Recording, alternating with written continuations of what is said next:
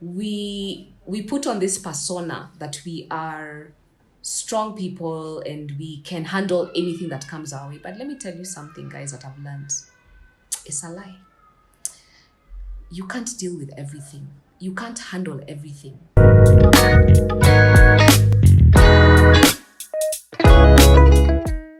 Hey, hey everyone. So welcome back. This is, I don't know why I'm on this fixated on this topic of trauma. So I'll say part 2 of part 1.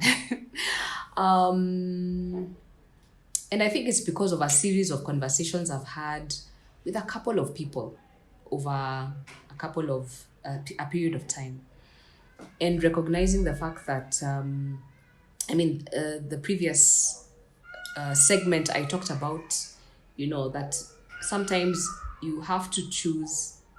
Sometimes you actually choose whether to be wise or wounded. And I actually said that I know that's going to be a very hard thing for people to hear.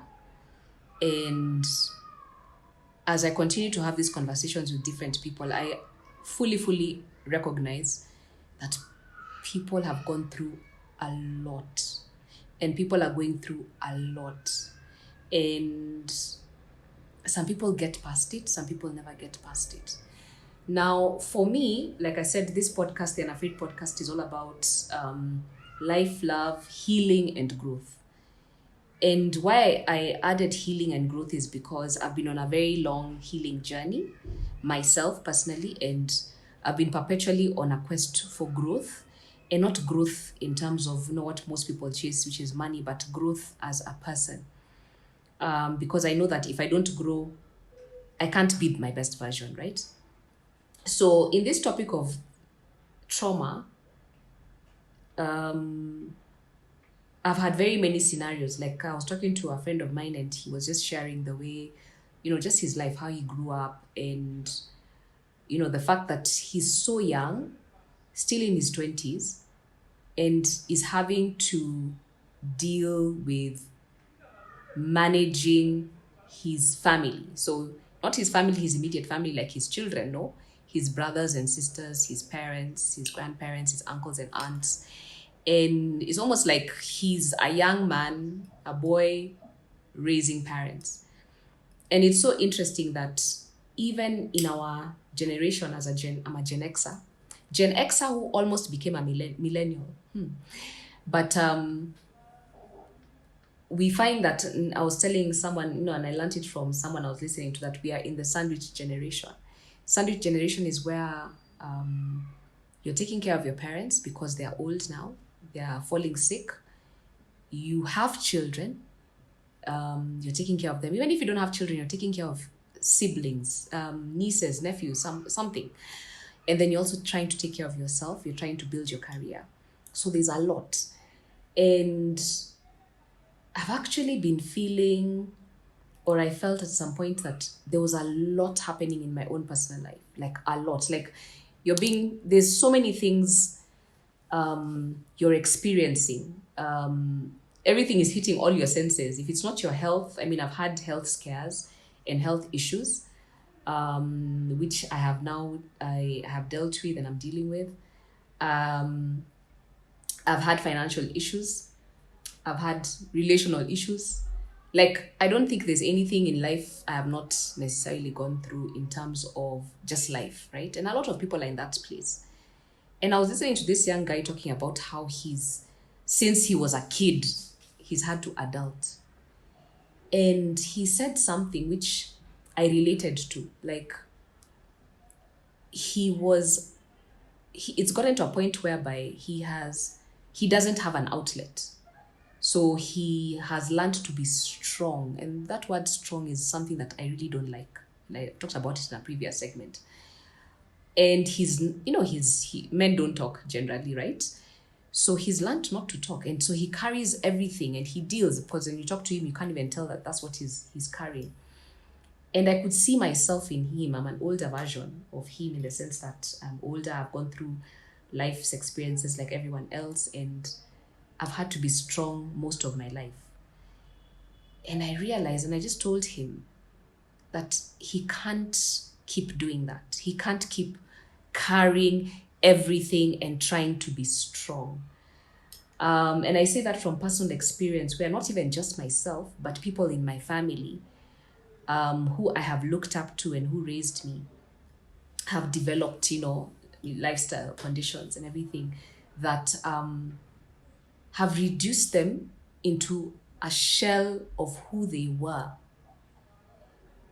And it's nothing but consistent episodes of trauma that have not been dealt with. And sometimes we take this thing very lightly, especially for people who are strong, like myself, like the people I've been talking to.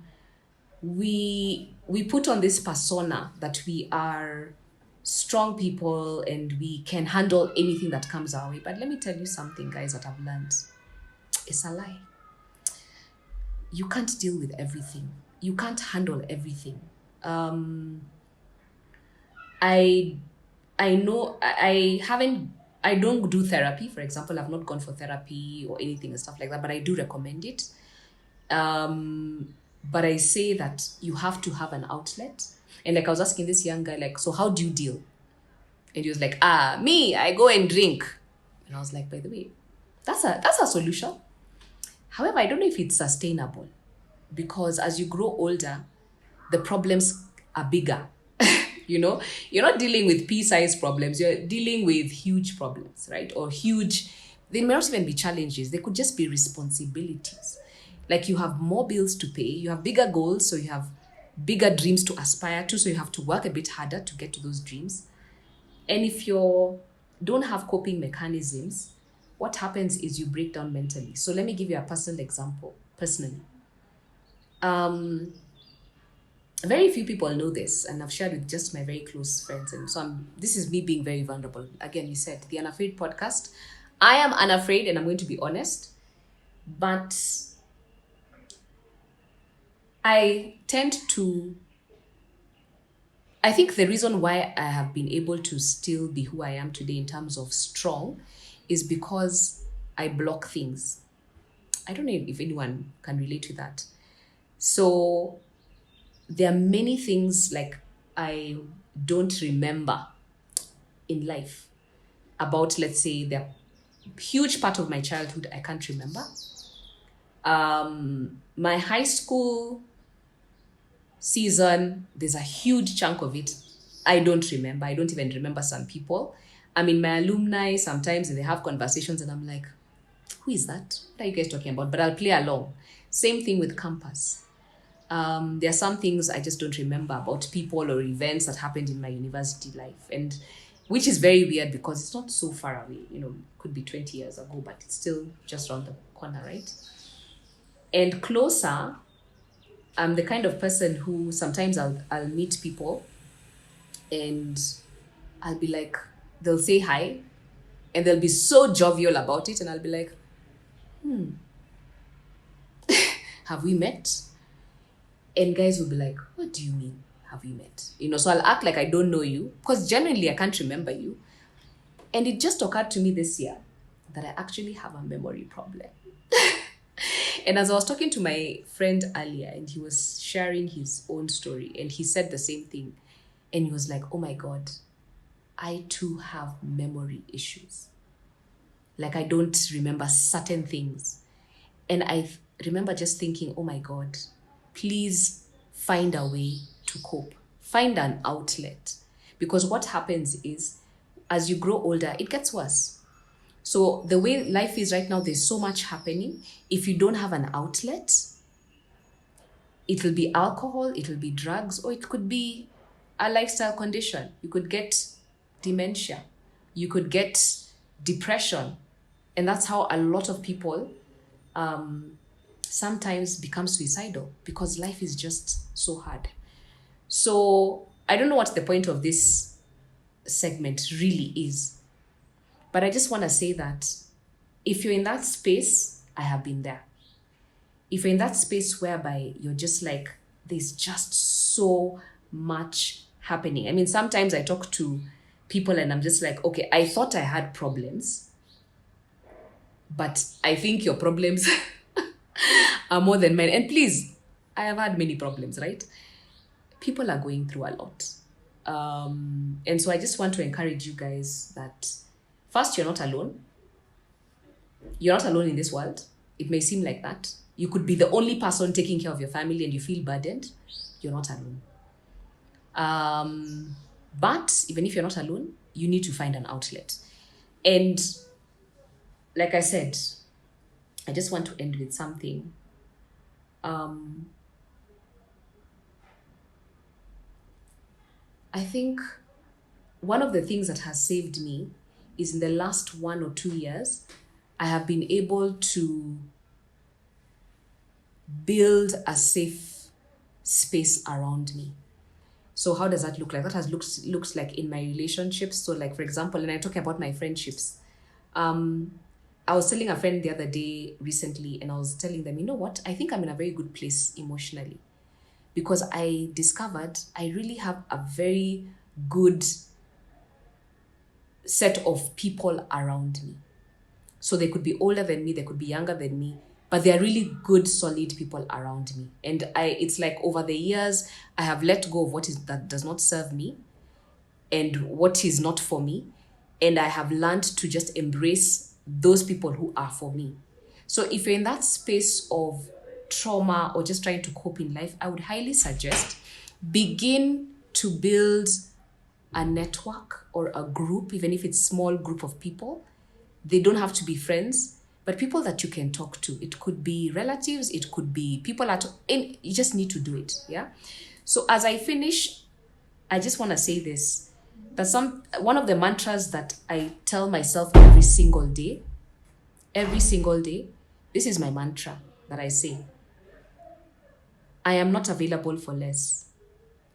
I am not available for lack. I am not available for fear.